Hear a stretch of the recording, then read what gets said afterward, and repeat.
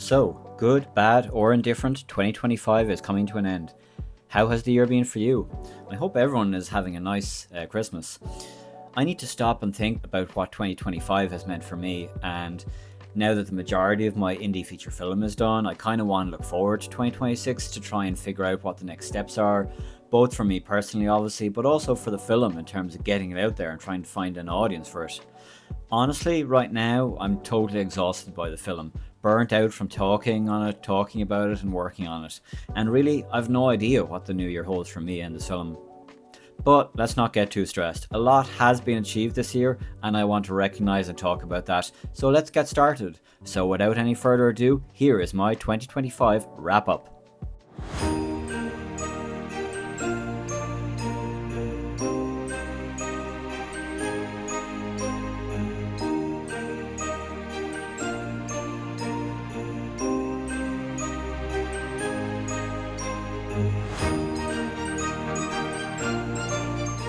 So yeah, this was the first year in like 3 or 4 years that I didn't do a major block of shooting on Gardener's Planet, which is, it's good, but it's kind of sad as well because we did enjoy it. What I did instead was over the course of 2025, just lots of little pickups, which I've covered in other vlogs. I'm not going to cover here. And if you haven't seen any of them, here's one of them right here, and you can check it out from this summer. Yeah, but it might be sad not to have shot any major bits, but it was also important to move forward with that project and bring that project to a close. And it might have been very slow. It might have taken the whole year. This time last year, we were just making the video where we had wrapped shooting. But the important thing is we did it. And we also, yes, did not just the cast and crew screening a couple of weeks ago in Waterford, which went really well. And it was really satisfying to, be able to get in front of the cast and say, yes, it wasn't a waste of your time. Look, it's a good movie. So it's taken, a year to do those 3 or 4 things, in terms of the film, 95% done, the trailer, the poster, and the cast and crew screening. But they're all important, they're all connected, so they all had to be done. We did them to our best, the best of my ability. And I guess sometimes you have to make a choice between doing it fast and doing it, slowly and methodically. Doing it fast and maybe not doing as good a job, or doing it a little bit slower and doing it as. God, I sound really annoying. Maybe I should cut this. It's hard to say really how I feel about the film now. I can talk and talk about it, but does it really add up to anything? I'm not sure. It's just been so much work and so much time that it's hard, if not impossible, to be objective at the moment. How is it I can feel proud of the film and sick of the film at the same time? It seems strange. I know, I'm just burned out by it all, and that's the reason I think I was so sick for so long a couple of weeks ago. But I just need to put some space between me and this film for the holidays. Space for my mind to recalibrate and put things into perspective.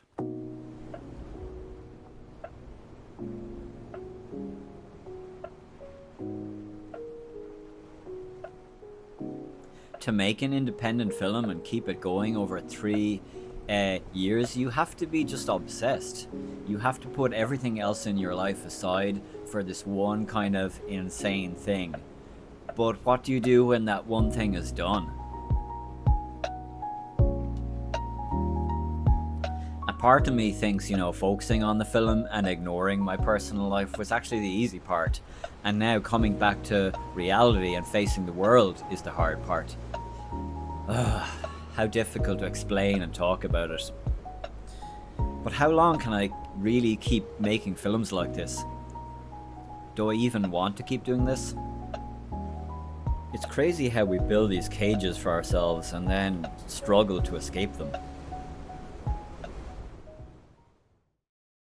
Keeping up the YouTube channel for all this year is something I'm pretty proud of. I don't know where it's all going, but I'm enjoying doing it, and I think my cinematography is improving. So to me, that's a good enough reason to keep doing it in and of itself. Over the course of the year, I made something like 30 odd videos, which I'm really proud of. I think that's and they're of good quality. I'm proud of that number. 30 odd, might be a bit more, might be a bit less, is a really good number. and they're of good quality in my opinion, so I'm pretty pleased with that. I don't think I'll ever be able to monetize the channel. That's not really the goal. The goal is just to try and build an audience and build an awareness for Gardener's Planet, and I think I've done a pretty good job on that.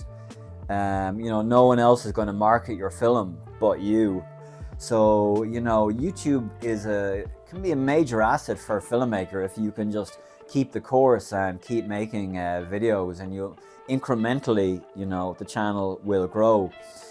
And I feel there's a lot I want to say about filmmaking as well, because there's so much misinformation out there and so much BS out there in terms of filmmaking, that if I was just saying the same as everybody else, I'd be like, okay, there's not really necessary to do this channel. But there is so much misinformation out there that's almost frustrating to me. Like marketing in and of itself should probably just be taught in film schools because it's so essential. So, having made a feature, having made 2 features, having shot the second one, I've learned so much from that, so I want to share the mistakes as well. I'm not saying I know everything, because I don't, but I just want to share what I've learned and being honest about it as well. Because, we worked so hard to make a good film, and if we didn't get something right, man, we came back and we shot that scene again if it wasn't good, if it wasn't as good as it could be. So, I am really proud of Gardener's Planet. I'm proud of all the work myself and the cast and the crew put into it. So, there's a certain amount of sharing I want to do in that. It's a certain amount of this YouTube channel. It's just an appreciation and love for everyone who helped me along the way on the journey.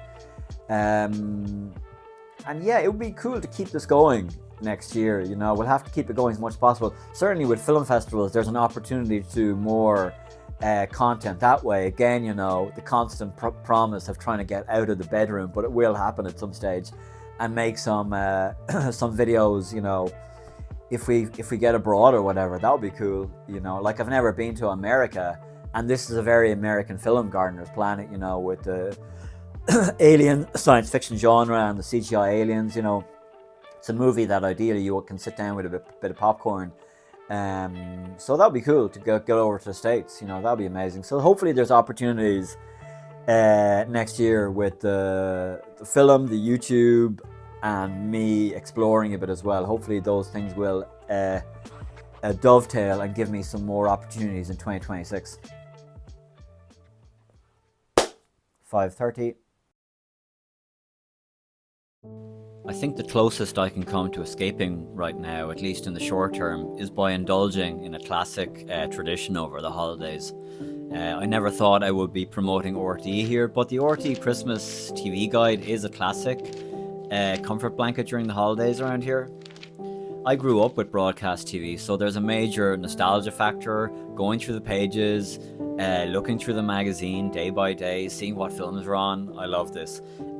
Seeing what films I haven't seen, what ones I want to rewatch.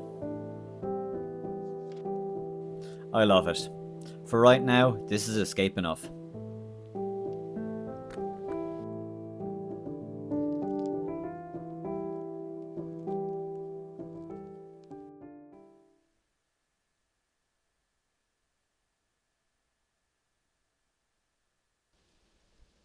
And with that, yes, we have reached the end of the video. I think that's everything, yes. So thank you so much for watching, and... Oh.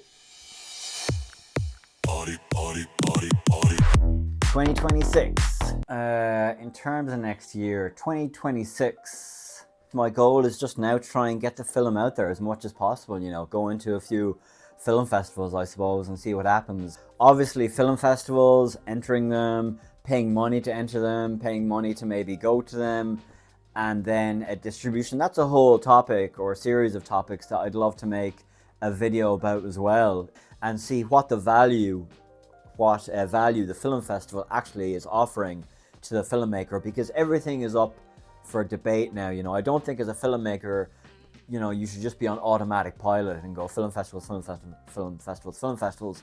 The world has changed a lot since 1998, and I think it's important to analyze what you have and what the best way of getting that out in front of people is. Hence why I'm doing the YouTube channel. I think there's a lot of value in that, in building up an audience. It's very slow, obviously. It's a marathon, not a sprint. But I think long term, the YouTube channel has a lot more value than maybe, spending a couple of grand going on film festivals.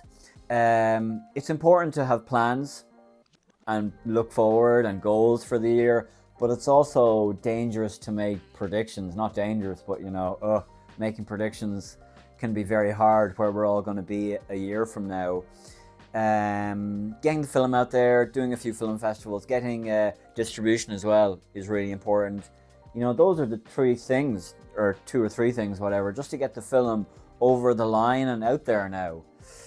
That has to be the main thing for 2026. There's no question of that.